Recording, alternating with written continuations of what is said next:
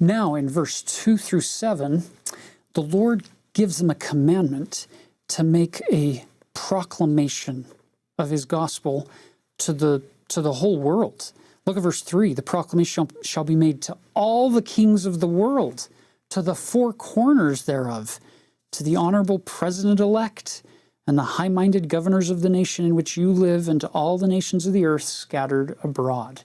So this proclamation is supposed to be sent out, and you're going to notice God gives them some pretty specific instructions as to what they need to put into that proclamation, including calling Robert Thompson in verse 12 to help write the proclamation. Now, Robert Thompson is going to die in August of this year, 1841. So he isn't going to live to be able to help write that proclamation.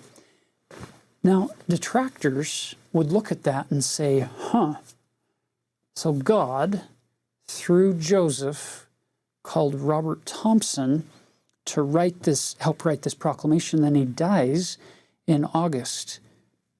Shouldn't the prophet have known he was going to die?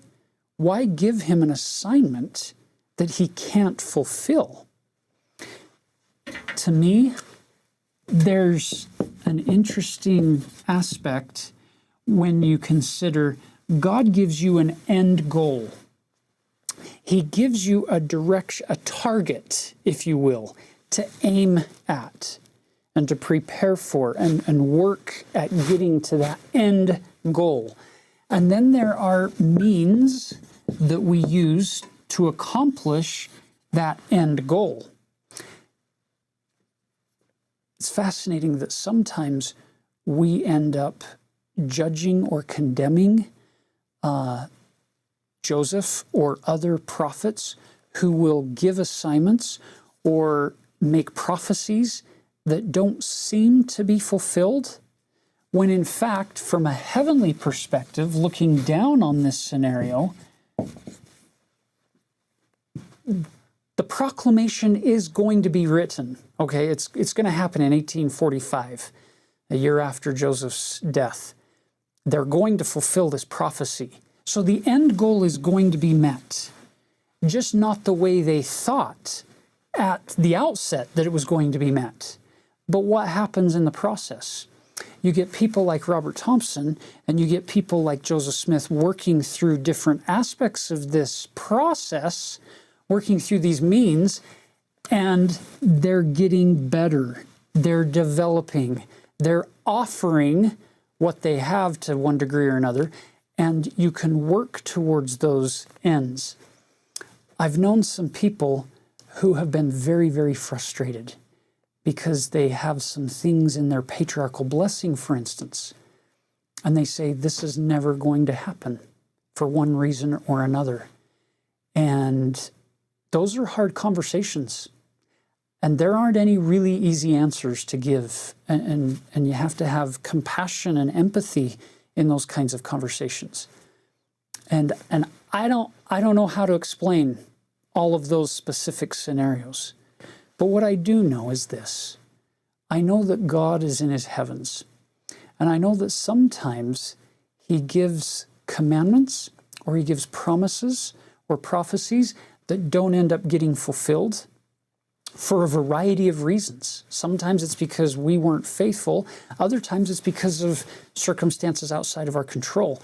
In fact, if we can just jump ahead in this section, it has one of the most powerful answers to that particular issue, and then we'll come back to these beginning verses again. Flip over to verse 49.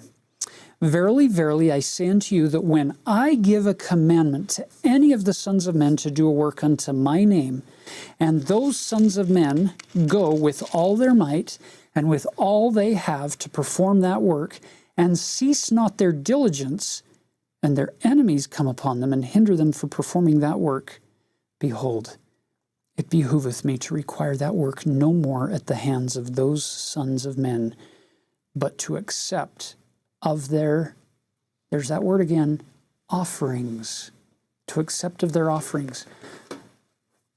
Now that's one scenario where you don't get to the end goal. It's because sometimes there are people who rise up and hinder you from being able to accomplish what you intended to do or set out to accomplish. But he says, I will accept of their offering, their efforts, the means that they use to try to get to the end. Now that's specifically referring to the temple in Jackson County, Missouri, here in this setting. But there are people at a personal level who have tried and tried to fulfill certain promises, and it's just not happening. Can I just say that sometimes God seems to set up a target for us, so we will start working towards it, and God knows we're not going to get to that target. He knows we're not going to accomplish that thing. But perhaps heaven's target for us was different from the outset than what we thought our target was, which was accomplishing that thing. You see, God's target is you. God is focused on you. Not just you right now, but you as you used to be, as you are, and as He is helping shape you to become. And there's something about working through the process that softens hearts, that makes us more moldable, that makes us more prone to bow our head when things don't always work out and say, Lord, what would Thou have me do? What can I do to be better as an instrument in Thy hands? There's something ennobling about making those offerings, even if we don't achieve the end, because we put our full trust in God that He is achieving His end goal, which is to bring to pass the eternal life and immortality of all of us to the greatest degree possible, respecting our agency. So as you look at this proclamation command, even though Joseph didn't fulfill the commandment, and even though Robert Thompson didn't fulfill or wasn't able to write the proclamation, it does get written in 1845 and sent out to the world by the Quorum of the 12. Now, it is probably a document that most of you, if you're like me, haven't read recently.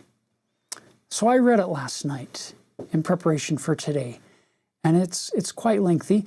Back in the mid-1970s, Ezra Taft Benson, Elder Benson of the Quorum of the 12 Apostles at the time, he read the entire proclamation as part of one of his talks. He says, this is so important. It's a proclamation of the world. It's given by commandment in section 124, and he reread it. I would encourage you, if you have extra time, to just read through it. Here's the opening few sentences. To the rulers and peoples of all nations, we solemnly declare again that the God of heaven has established His latter-day kingdom upon the earth in fulfillment of prophecies. Holy angels have again communed with men on the earth. God has again revealed Himself from heaven and restored to the earth His holy priesthood with power to administer in all the sacred ordinances necessary for the exaltation of His children. It's a pretty bold statement to be making to all of the kings and presidents and rulers and magistrates and all the people into the four corners of the world. It's worth reading.